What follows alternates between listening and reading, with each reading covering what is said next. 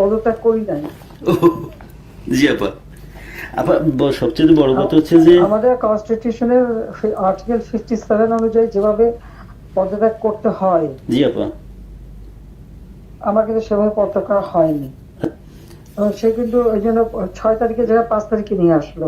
Last ফেলে আমি ক্ষমতা থাকতে চাই না, কিন্তু যখন আমার একটা সিচুয়েশন হয়ে গেল যে আমার সিকিউরিটি যাওয়ার এগুলো বাধ্য হয়ে তখন আমাকে সরে যেতে হলো গণভবন থেকে, যার ফলে আমার বঙ্গভবনে যে মহামান্য রাষ্ট্রপতির কাছে আমার পদত্যাগপত্র জমা আমি দেইনি।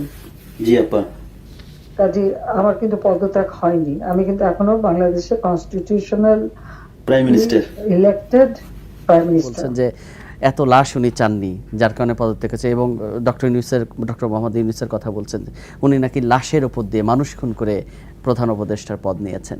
মানুষ যখন মিথ্যা কথা বলে তখন আপনি দেখবেন যে তার মধ্যে তার বডি ল্যাঙ্গুয়েজ এবং কণ্ঠে কিন্তু একটু এটা ধরা পড়ে, যতই সে ভালো অভিনেতা এবং অভিনেত্রী হোক না কেন। আমি ওনার অডিও বলতে আমি ফোন আলাপটা খুব নিবিড়ভাবে কয়েকবার শুনেছি, দেখেছি। উনি যখন বলতে গিয়েছেন যে আমি তো পদত্যাগ করিনি, এ কথা বলতে গিয়ে ওনার কণ্ঠ কেঁপেছে। এবং যখন ডক্টর ইউনূসকে অভিযুক্ত করেছেন যে তিনি মানুষ খুন করে আসছেন, তখনও তার কণ্ঠ আমার কাছে স্বাভাবিক মনে হয় নাই। কথাটা হচ্ছে উনিও জানেন যে এই যে ডক্টর ইউনূস মানুষ খুন করেছেন, এই কথাটা যে সর্বৈব মিথ্যা উনিও জানেন, সারা দেশবাসীও জানে যে খুন আসলে ওনার নির্দেশই হয়েছে।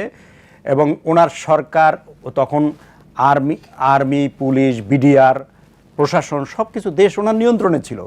লাশগুলো তো 5 তারিখের পরে পড়ে না, লাশগুলো পড়েছে 15 জুলাই থেকে শুরু করে 5 অগস্ট পর্যন্ত, যেই সময় পর্যন্ত উনি ক্ষমতায় ছিলেন। তো সরকারে উনি, দেশ চালান উনি এবং ওনার লোকরা। তখন খুন কে করেছে আমরা তো দেখেছি।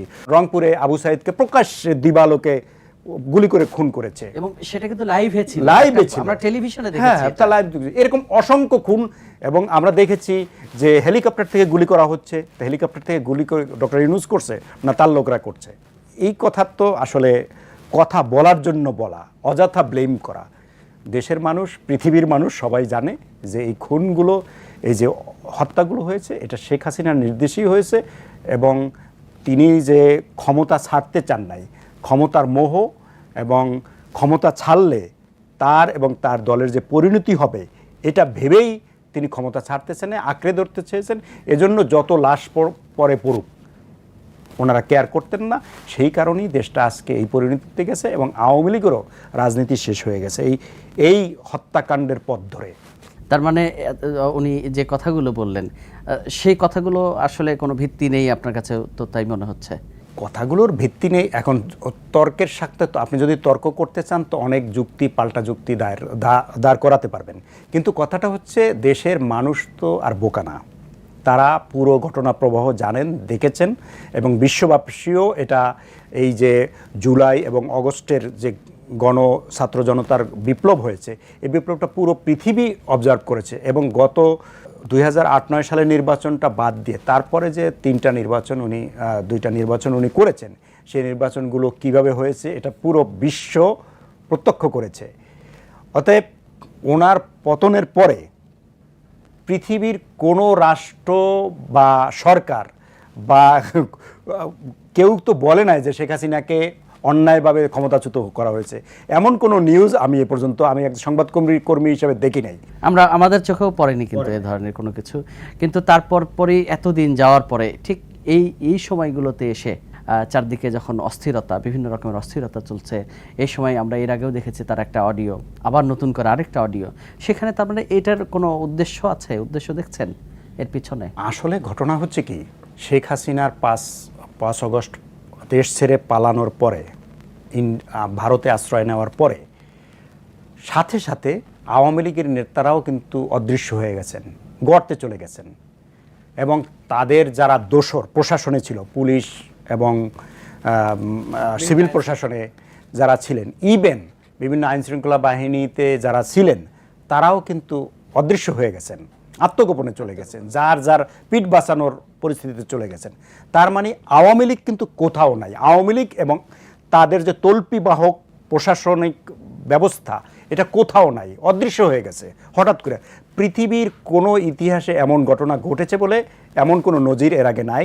350 জন এমপির মধ্যে শুধু জাতীয় পার্টির কয়েকজন, জিএম কাদের সহ চুন্নু সহ কয়েকজন প্রকাশ্যে তারা এখনও আছেন। আমি জানি না, এই সরকারের উচিত এই স্বৈরাচারের দোষর হিসাবে তাদেরও বিচার করা এবং সেটা অবিলম্বে করা, মানে জাতীয় পার্টির বিচার করা উচিত। এতদিন ধরে তাদের সাথে নির্বাচনে গিয়ে একটা তামাশা করেছেন, তামাশা করেছেন। তারা যদি এই নির্বাচনগুলোতে অংশগ্রহণ না করত তাহলে এই অবৈধ শাসন এবং এই স্বৈরাচারী শাসন এতদিন পর্যন্ত গড়াতো না এবং দেশের এত বিনাশ হতো না, এত নষ্ট হতো না, এত জীবন ঝরতো না। তো এই জন্য এই দায় অবশ্যই জাতীয় পার্টিকে নিতে হবে। এবং আমরা জানি যে 14 দলের কয়েকজন গ্রেপ্তার হয়েছেন এর মধ্যে, যেমন হাসানুল হক ইনু এবং রাশেদ খান মেনন গ্রেপ্তার হয়েছে, যথাযথভাবেই তাদের গ্রেপ্তার হয়েছে। আমি মনে করি এই রাশেদ খান মেননের এবং হাসানুল হক ইনুর চেয়েও বেশি দায় জাতীয় পার্টির, কারণ তাদের তুলনামূলক জনবৃত্তি বেশি ছিল। তো সে কারণে জাতীয় পার্টিরও বিচার হওয়া উচিত এবং বিচারের অবিলম্বে তাদের, এবং বিশেষ করে রওশন এরশাদ এই ক্ষেত্রে বড় কালপিট, তাকে বিচারের আওতায় আনা উচিত। তার শারীরিক ফিজিক্যাল অবস্থা যাই হোক না কেন, তারা জাতির সাথে যে অপরাধ করছে অপরাধের বিচার হওয়া উচিত। আমরা দেখলাম কয়েকদিন এটা নিয়ে আমরা যেরকম সরব, পাশাপাশি নাগরিক সমাজ, সিনিয়র আইনজীবী অনেকের সাথেই তো কথা হয়েছে আপনার, তারা এই বিষয়টাকে কিভাবে দেখছে? আমরা তো জানি যে গত দুইটা নির্বাচন কিভাবে হয়েছে, এটা দেশবাসী জানে, সে কথা বলছিলাম। আর উনি যে সংবিধানের দোহাই দিচ্ছেন, সে সংবিধানে তো কোথাও উল্লেখ নাই, আমি যে কথা আগেই বলেছি, রাষ্ট্রপতির হাতে হাতে পদত্যাগপত্র দিতে হবে। তো উনি পদত্যাগপত্রে সাইন করেছেন, সেটা সেনা প্রধানের মাধ্যমে রাষ্ট্রপতির কাছে গেছে, রাষ্ট্রপতি সেটা গ্রহণ করেছেন, আমরা এই প্রক্রিয়াটাই জানি। তো এখন আইনজীবীদের সাথে কারো সাথে আমার কথা হয়েছে, তারা বলেছেন যে সংবিধান অনুযায়ী পদত্যাগ বৈধ ছিল। প্রথমত এক্ষেত্রে সংবিধানের কোনো ব্যত্যয় হয় না, উনি তো পদত্যাগপত্র দিয়েছেন যেখানে ওনার সিগনেচার আছে এবং রাষ্ট্রপতি এটা গ্রহণ করেছেন, হয়ে গেছে। আর যদি রাজনৈতিক প্রেক্ষাপট আলোচনা করেন, তো সে কথা আমি একজন সিনিয়র আইনজীবী বলছিলেন যে পান্না, উনি বলছিলেন যে পদত্যাগ হয়েছে সেই আলোচনার চেয়ে অবান্তর শেখ হাসিনা যে পালায়ন করলেন, দেশ ছাড়লেন, এর মধ্য দিয়ে তার নিজের রাজনীতি এবং আওয়ামী লীগের রাজনীতি কবর রচনা হয়েছে। বিকজ ওনার যেটা মতামত, শেখ হাসিনার উচিত ছিল দেশ ত্যাগ না করে গ্রেপ্তার হওয়া, জেলে যাওয়া, তাতে ওনার রাজনীতি এবং আওয়ামী লীগের রাজনীতি কিছুটা হলেও মুখ রক্ষা পাইত। তবে উনি জানেন এবং ওনার দোসররা ভালোভাবেই জানেন যে ওনারা গত 15-16 বছরে যে অপরাধ করেছেন, নির্বিচারে মানুষ হত্যা করেছেন, অন্যায় অবিচার করেছেন, লুটপাট করেছেন, দেশের হাজার হাজার কোটি টাকা লোপাট করে বিদেশে গিয়ে সম্পদের পাহাড় গড়েছেন। এই অপরাধের আসলে কোনো, ওনাদেরকে এক একজনকে যদি 100 বার ফাঁসি দেয় তবু এই অপরাধের সমান বিচার হবে না।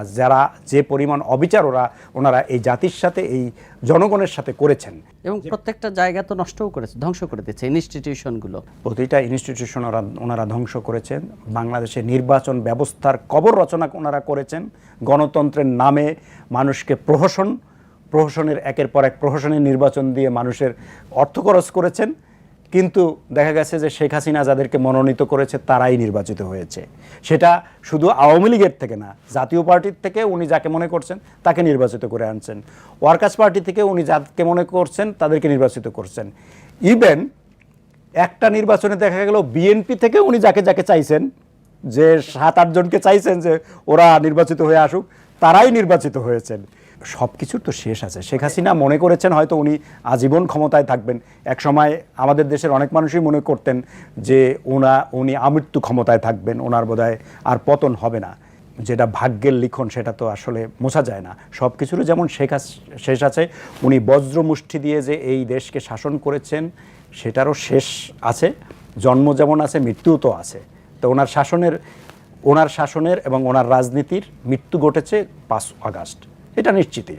তার মানে এখান থেকে কিন্তু একটা রাজনৈতিক দলগুলো একটা শিক্ষা যে সামনে যেন কেউ শেখ হাসিনার মতো কেউ এরকম দুঃশাসন অথবা এই ধরনের কোনো কিছু করার সাহস না পায়। একটা মজার কথা চালু আছে যে ইতিহাসের সবচেয়ে বড় শিক্ষা হচ্ছে আমরা ইতিহাস থেকে কোনো শিক্ষা নেই না। রাজনীতির ক্ষেত্রে রাজনীতিকরা বলে যে রাজনীতিতে শেষ কথা বলে কিছু নাই, যারা ভদ্রলোক, যারা অনেস্ট মানুষ, তাদের শেষ কথা বলে থাকবে না কেন? আমি তো অনেস্টির বাইরে, আমি আইনের বাইরে, বিধানের বাইরে আমি কেন যাব? আমি আশা করব একজন পজিটিভ মানুষ হিসাবে বা একজন ইতিবাচক মানুষ হিসাবে, ইতিবাচক নাগরিক হিসাবে, এই দেশের ভালো চাই হিসেবে আমরা আশা করি যে রাজনীতিকরা এই ঘটনা থেকে শিক্ষা নেবেন। এই বিপ্লবের অর্জন কিন্তু অনেক।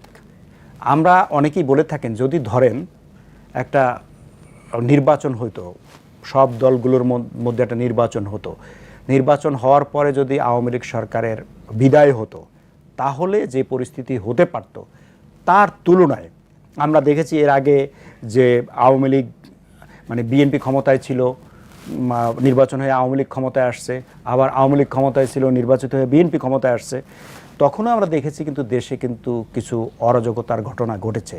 এইবারে আরও অনেক অনেক বেশি অরাজকতা ঘটার সম্ভাবনা ছিল। এখানে আমি ক্রেডিট দিব প্রথমত দেশের মানুষকে, দেশের সাধারণ মানুষ। এই আন্দোলন, এই বিপ্লবটাকে কিন্তু সফল করেছে দেশের সাধারণ মানুষ। শেখ হাসিনার এই সরকারের ডিরেক্ট সুবিধাভোগী কিছু মানুষ ছাড়া সবাই এই আন্দোলনকে ওন করেছে, সমর্থন করেছে, অংশগ্রহণ করেছে। যার কারণে মানে এই 5ই আগস্টের বিজয় উত্তরও সারা দেশের মানুষ অনেক সহনশীলতার পরিচয় দিয়েছে, ধৈর্যের পরিচয় দিয়েছে এবং বুদ্ধিমত্তার পরিচয় দিয়েছে। যার কারণে যতটা সহিংসতা, লুটপাট এবং হানাহানি হওয়ার সম্ভাবনা ছিল, আমি মনে করি যেটা আশঙ্কা ছিল এবং দেশি বিদেশি মানুষদের পর্যবেক্ষকদের যে আশঙ্কা ছিল, তার তুলনায় 1%ও ঘটে নাই। এটা আল্লাহর কাছে শুকরিয়া এবং দেশ এটা সবার একটা দায়িত্বশীল আচরণের কারণেই হয়েছে। এবং এক্ষেত্রে আমি কারণ হচ্ছে এরকম বাংলাদেশের ইতিহাসে এরকম কিছু ঘটে নাই। পুলিশ প্রশাসন সবাই পালায়ে গেছে, আইন শৃঙ্খলা বলে কিছুই নাই, বিডিআরও ক্যাম্পে ফিরে গেছে, শুধুমাত্র সেনাবাহিনী মাঠে ছিল, শুধুমাত্র। সেনাবাহিনীর তো সারা দেশে নিরাপত্তা দেওয়া তাদের পক্ষে সম্ভব না, এই এত লোকবলও নাই, সেই ব্যবস্থাপনাও তাদের নাই। সেনাবাহিনী এবং রাজনৈতিক দলগুলো আহ্বান জানিয়েছে, ছাত্ররা যাদের নেতৃত্বে এই বিপ্লব সংগঠিত হয়েছে তারা আহ্বান জানিয়েছে, মানুষ সবাই পজিটিভলি রেসপন্স করেছে এবং আমি আমার প্রতিবেশীর নিরাপত্তা নিশ্চিত করেছি, আমার প্রতিবেশী আমার নিরাপত্তা নিশ্চিত করেছে। এইভাবে অঘটন অনেক কম ঘটেছে। এটার কৃতিত্ব সাধারণ মানুষের এবং সেনাবাহিনীকে তো অবশ্যই দিতে হবে। আমরা জানি ডক্টর ইউনূসের নেতৃত্বে সরকার গঠন হওয়ার আগেই উনি যেদিন মানে আসেন এয়ারপোর্টে এসেই প্রথম উনি যে কথাটা বলছে যে সহিংসতা বন্ধ করতে হবে। আমাকে যদি আপনারা চান তাইলে আপনাকে সহিংসতা, কারো উপরে হামলা করা যাবে না, কোনো অজুহাতেই কারো উপরে হামলা করা যাবে না। মানুষ কিন্তু সেটা গ্রহণ করেছে এবং মানুষ দায়িত্বশীলতার পরিচয় দিয়েছে বলেই দেশ খুব দ্রুত স্থিতিশীলতার পথ দিকে যাচ্ছে। এখন এই স্থিতিশীলতার দিকে যাচ্ছে এ কারণেই যারা সুযোগ সন্ধানী, অর্থাৎ শেখ হাসিনা সহ যারা মনে করছিল দেশে একটা যুদ্ধ পরিস্থিতি, গৃহযুদ্ধ লাগবে, যারা খুব মনে মনে চেয়েছিল যে একটা গৃহযুদ্ধ পরিস্থিতি তৈরি হবে এবং সরকার ফেল করবে, সেই পরিস্থিতি হয় নাই এবং আওয়ামী লীগ হারিয়ে গেছে। সে কারণে শেখ হাসিনা মাঝে মাঝে অডিও মানে কল রেকর্ড ফাঁস করে, নিজেরাই ফাঁস করে আলোচনায় থাকার চেষ্টা করতেছে। আর নয় আওয়ামী লীগ শেখ হাসিনা বলে কিছু নাই তো বাংলাদেশে এখন। তার মানে মূল কথা হচ্ছে এটাই যে এটা একটা আলোচনার অংশ মাত্র, তারা আলোচনায় থাকতে চায়, আলোচনায় থাকার জন্যই এটা। গত নির্বাচনের আগে বা তার নির্বাচনের আগে আমরা দেখছি যে বিএনপি নেতারা বিভিন্ন জায়গা থেকে ভিডিও বার্তা দিতেন, এখন তাদের ভিডিও বার্তা দূরের কথা, অডিও বার্তাও দেওয়ার সামর্থ্য তাদের নাই। এখন আরেক দেশ থেকে কল রেকর্ড ফাঁস করতে হচ্ছে, এরকম একটা পরিস্থিতির মধ্যে তারা নিজেদেরকে নিয়ে গেছেন। নাল ভাই, এতক্ষণ সাথে থাকার জন্য আপনাকে অসংখ্য ধন্যবাদ। আপনাকেও ধন্যবাদ জানাচ্ছি এবং প্রিয় দর্শকদেরকেও ধন্যবাদ জানাচ্ছি। দর্শক, আপনাদেরও ধন্যবাদ জানাচ্ছি এতক্ষণ আমাদের সাথে থাকার জন্য। দেখা হবে আগামী পর্বে। সে পর্যন্ত ভালো থাকবেন, সুস্থ থাকবেন এবং বাংলা ভিশনের সঙ্গেই থাকবেন।